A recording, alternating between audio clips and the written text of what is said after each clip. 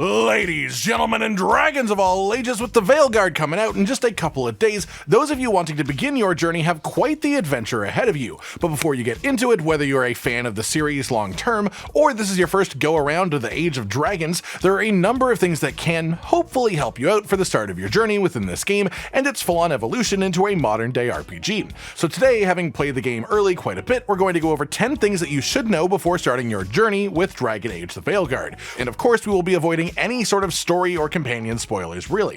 First up, take your time a bit in character creation. This is a proper RPG, a role-playing game. It is lengthy and it tries to immerse you in the world and make your character feel like they're actually a part of things. Whether your idea of the perfect character is an absolute freaky-deaky wacko or an actually good-looking character within the aesthetic of the world, take your time to make yourself look how you would like. However, this is also sort of double-sided because you shouldn't spend too long on the minutia of your character, the actual shape of your brow line, due to the fact that you can change your appearance at any time from the hub inside of the game as well. You cannot change your race, you cannot change your faction, your background, things like that are set, but pretty much anything else when it comes to appearance is malleable and adjustable after the fact. Second then, on the note of faction choices, your faction choice is extremely important in this game, but for quite a few different reasons, and not necessarily the ones that you might predict. The first one it labels on the faction choices is that your chosen faction option will have faster reputation gain for their shop level upgrades. This matters, but these are generally not the main reason that you would choose your faction.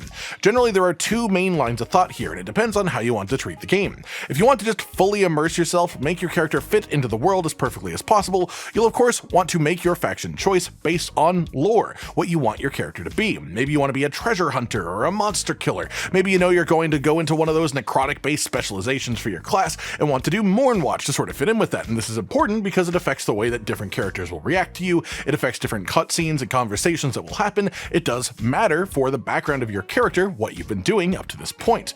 But there's also the main secondary consideration when choosing your faction, which are the bottom text line of each faction choice. There's also the increased damage versus different enemy types, as this has some importance too, but generally speaking across the game, this will even out. One isn't necessarily inherently way better than the others, whereas the bottom line bonuses affect every fight, and these bottom bonuses have quite the impact as well. From things like bonus critical damage with the Veil Jumpers, a bonus maximum potion charge for the Crows, or my personal favorite bonus with Mournwatch, which is +1 to all bonus maximum affliction stacks, as in 1 bonus maximum to every different type of affliction.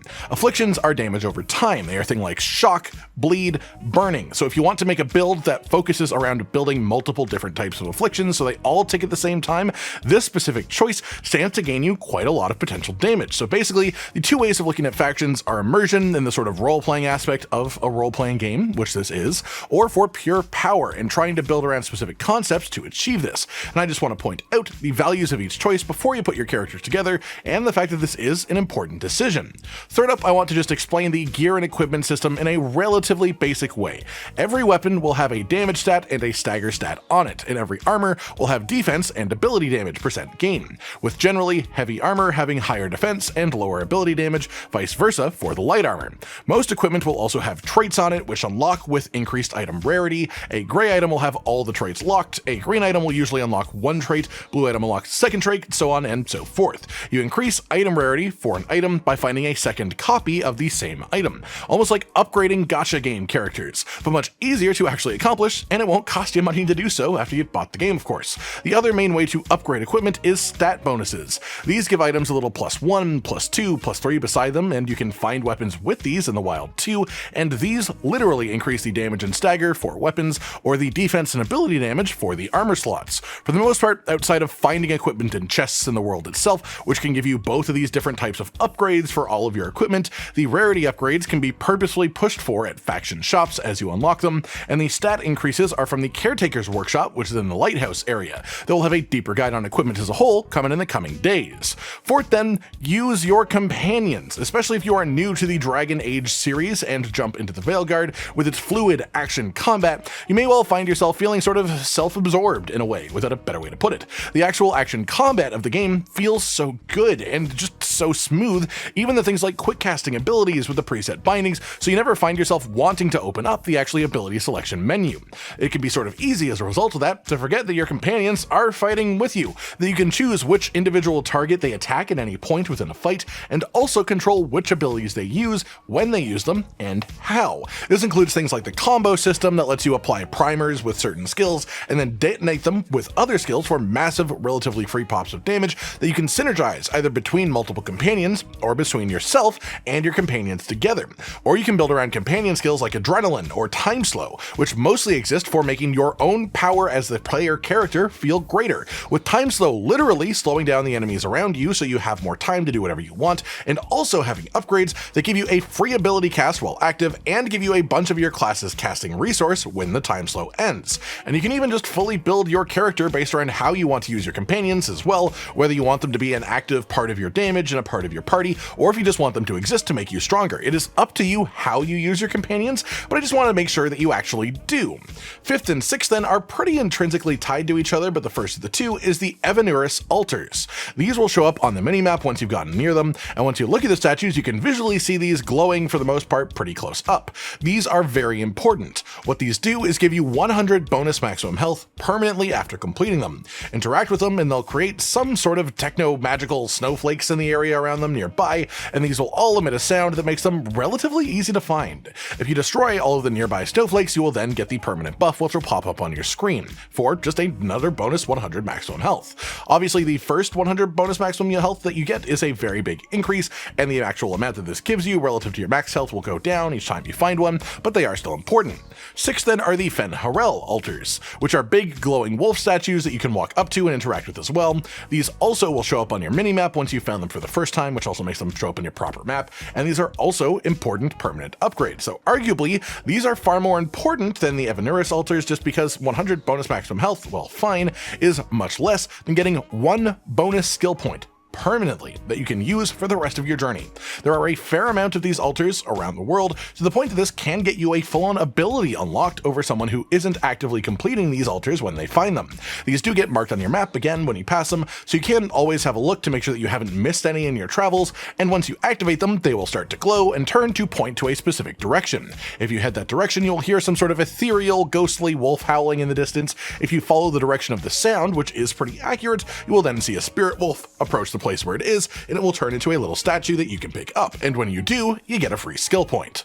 Then seventh, this is a tinier actual tip, but an important thing to know, which is that you can reset your skill tree at any time outside of combat, either individual skill point refunds one at a time, or just resetting the entire tree with the press and hold of a button. You can completely rebuild your entire setup by doing this. Obviously, you can't change full-on classes, so that choice in itself is quite important, but you can reset all of your skill points inside of this, which means even specializations are changeable too, so you aren't really locked into any part of your choices beyond the class itself. You can really mess with all your skill points inside of this. You can check out every different ability and combination of these that you can think of, and experiment pretty freely as to what you'd actually like to use to find the exact combination that feels right and good to you, something that is truly unique and completely your own.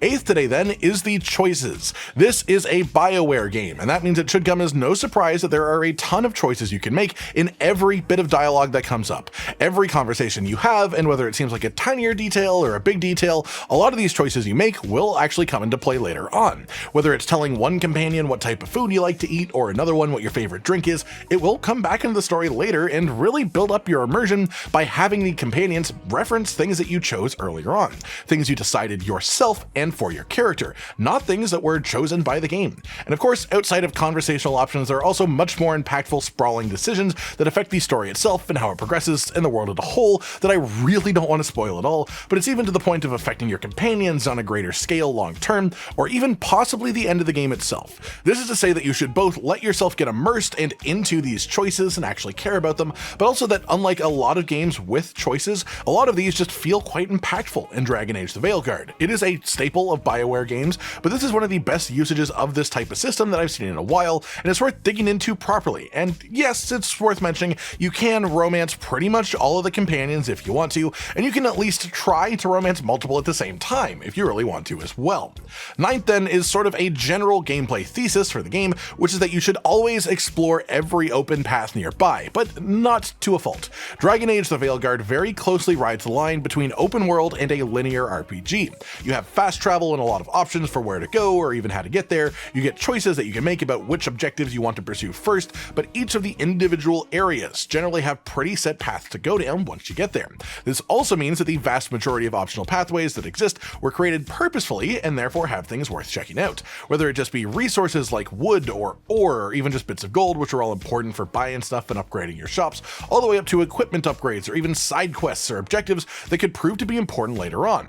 Exploration is limited in what there is to actually do and where there is to go, but pretty much every bit of exploration that you do will be rewarding. That said, there are some encounters in the game that you can get to through exploring like this, where you can find like a level 24 boss while you're level 12, or a level 32 boss when you're level 14. And while with the right build and perfect dodging you can still totally overcome these challenges, it's also a sort of skill in itself to realize that sometimes it's not worth it right now, and to just note it down as something that you can return to when you're ready, almost like playing it like a Metroidvania styled game. Finally today, just a sort of last little tip. This one's going to sound funny at first ahead of time, but you will get it very quickly once you play the game, and it is: come to a full stop before you pick items up. Most of the time you spend moving in between combat will be spent sprinting, and at least on controllers, the binding for jump and the binding for interact are the exact same input. If you try to pick up an item while moving too fast, you will jump instead, and so my entirely serious tip is to just slow down before interacting, because otherwise you'll find yourself doing like cool wall skating tricks, or accidentally jumping into the ocean, or jumping off of high structures and getting slapped by the game and reset back up. There are tons of interactables right beside ledges that feel like they were purposely placed there, and I'm telling you before you even get in that you should not trust these. There may not be mimic chests in this game, but there is loot that will try to kill you, even if just by luring you into jumping into a dangerous spot. And because that one was like a half joke, I should give you one little extra tidbit here, which is that you should always check out merchants and vendors when you pass them. Lots of these around, especially in the larger cities, and a lot of them will actually have secret little goodies. Things like valuables like in buy that will actually increase a stat permanently. You can find things like a 1% permanent damage increase for your entire character forever. You can find multiple of these. Different vendors have different things. Some of them give you bonus maximum health. Sometimes they just don't have any items that give you any bonuses. But knowing that these exist, and so you should pay attention, is important to say. That just about does it for today, that everyone. 10 things that you should know before playing Dragon Age the Veilguard, as it is coming out extremely soon. I've had a great time with this game myself so far ahead of time, and I hope you do too. And if there's anything that you want to know about the game, feel free to ask down in the comments below. Like if you liked the video, subscribe to the notification bell for more, and most importantly, ladies and gentlemen, until next time, stay sweet. Josh, Cotton, and Hollow with the videos, dropping the humor like a hammer on your tippy toes, bringing entertainment on a daily arrangement to take our insanity and turn it into entertainment. Yes, I said entertainment twice, to reiterate that it is nice to look into your faces on a mostly daily basis when you let us in your homes to make the whole world a stage.